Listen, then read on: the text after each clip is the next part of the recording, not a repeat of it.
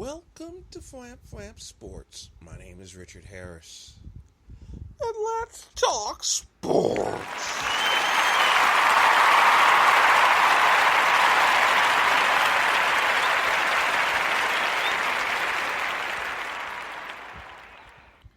Welcome to Flamp Flamp Sports. My name is Richard Harris.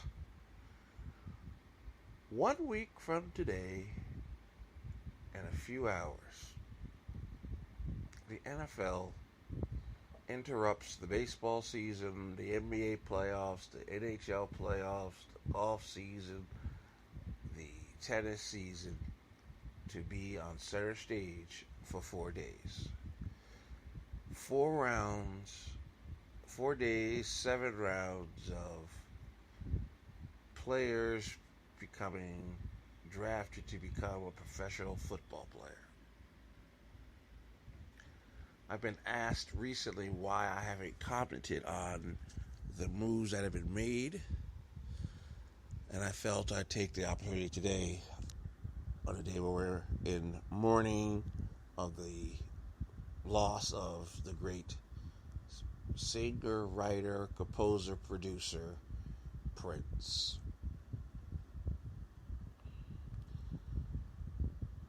I'm sure he's asking himself some questions as well as to why teams are doing some of the things that they are doing. Parahempio.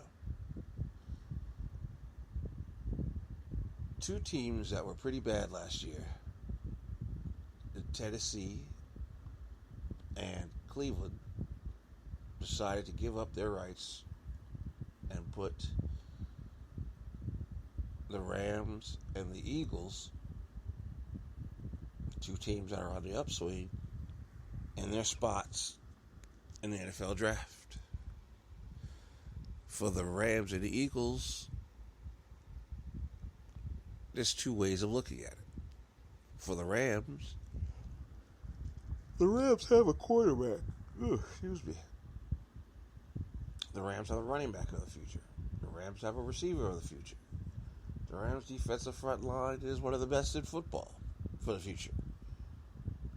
What the Rams need, they could have gotten in any other spot in the draft other than the number 1 pick.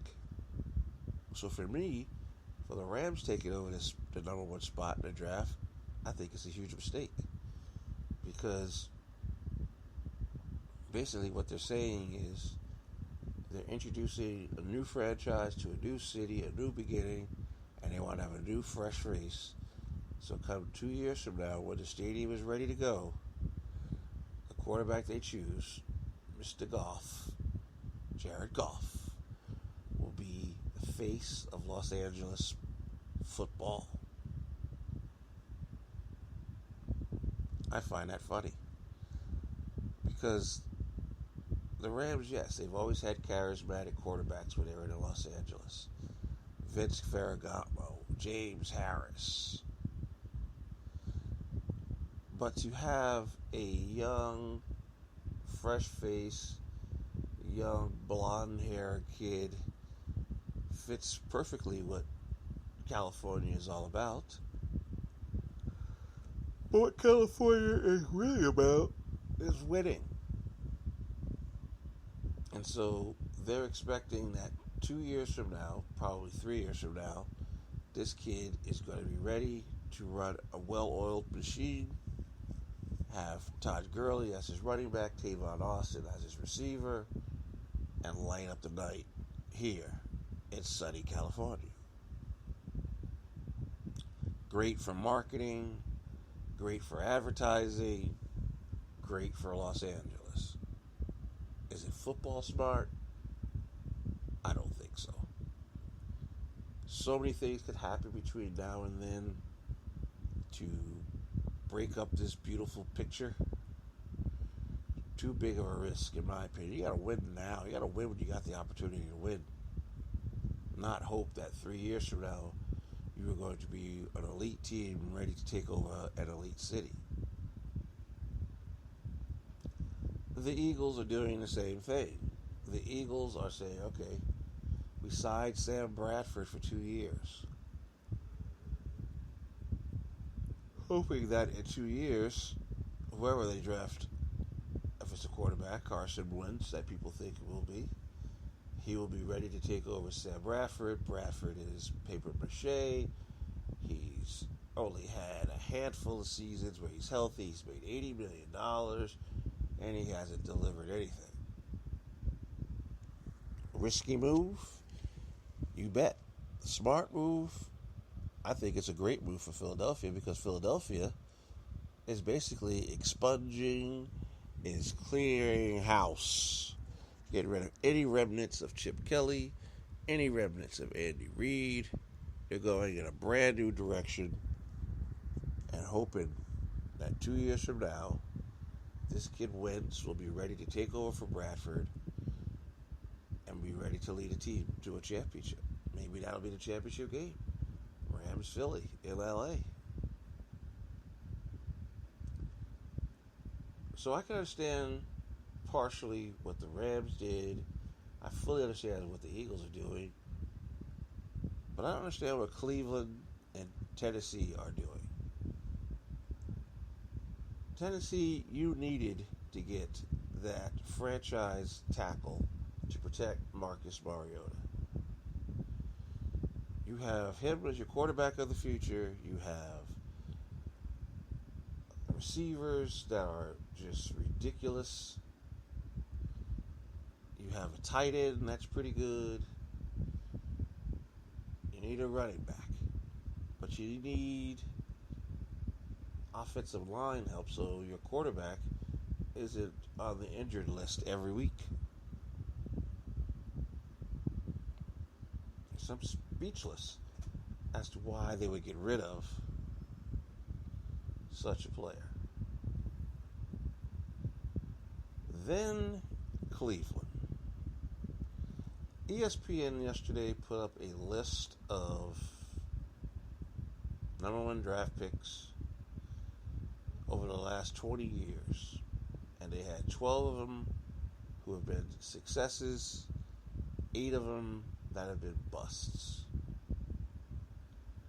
Cleveland has had a couple busts. Tim Couch, Courtney Brown, just to name 2.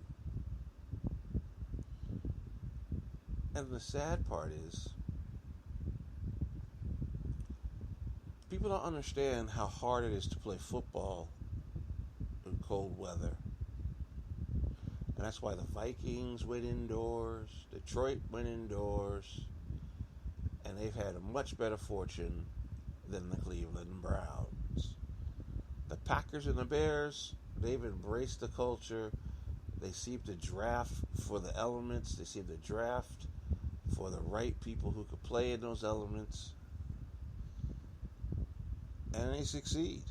Now you say, wait a second, Aaron Rodgers was a quarterback from California. What does he know about cold weather? Well, Aaron Rodgers didn't start right away, did he? He sat on a bench for a lot of years, got acclimated to it, and now is the second best quarterback in football behind Tommy. The Bears don't believe in offense. They believe the defense carries their day, and so they love the fact that they play in cold weather, and so they know that defense wins championships, as it did in '85 for them. Now you'll say, what about Pittsburgh? What about Cincinnati? Well, Pittsburgh is, again, they play defense first. Cincinnati, defense first. What made the Browns so great in the 80s when they were having all those near misses, and in the 90s, was their defense. And their defense has not been the same since the 90s. And when they're drafting so high in the draft, they're drafting quarterbacks. And if you could tell me how many quarterbacks from the Cleveland Browns are in the Hall of Fame,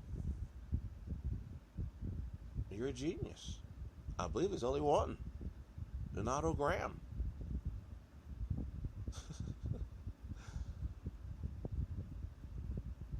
I mean, my point simply is, Cleveland has always been a team that is done by running the football and playing great defense. Well, the last few years, Cleveland has been drafting offense, and they've been getting crushed because they don't have the defense like it used to have.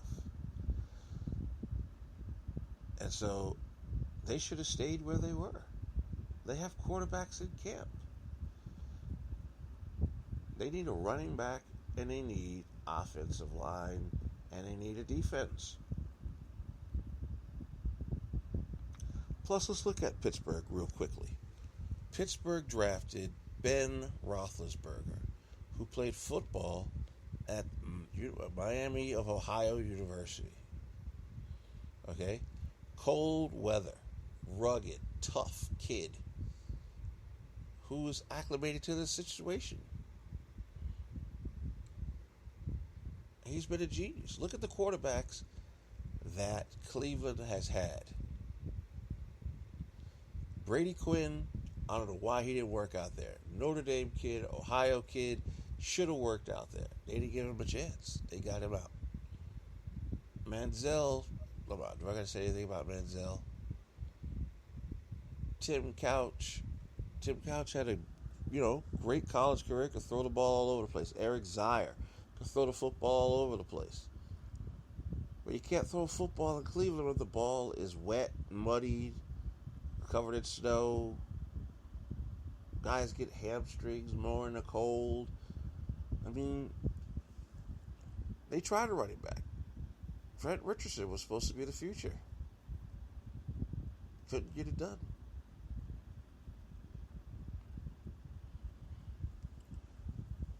But the reality simply is this draft already has been thrown upside down because these teams are making moves for the future, not for today.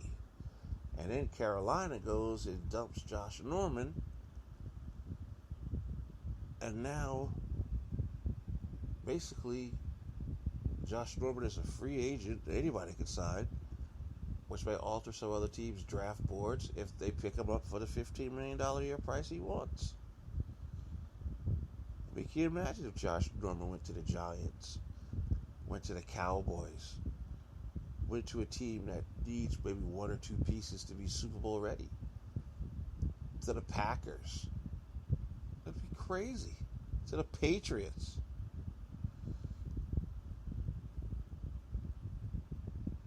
And for Carolina to let it go, and the owner saying yesterday, business decision.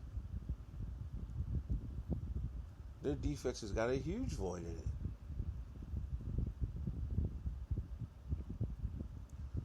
So, ladies and gentlemen, children of all ages, hold on to your hat over these next 7 days. There's going to be trades.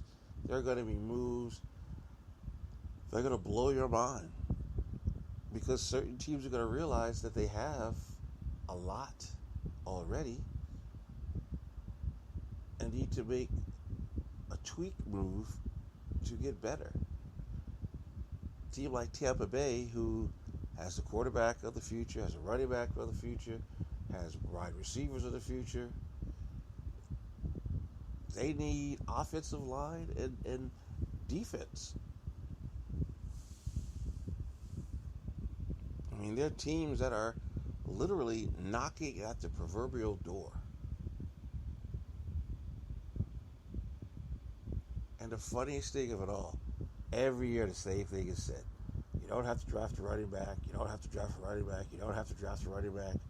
You get them later on in the draft and blah, blah, blah, blah, blah, blah. And then yet, every year in the playoffs, some running back, it makes a difference for a team to win. I'm frightened.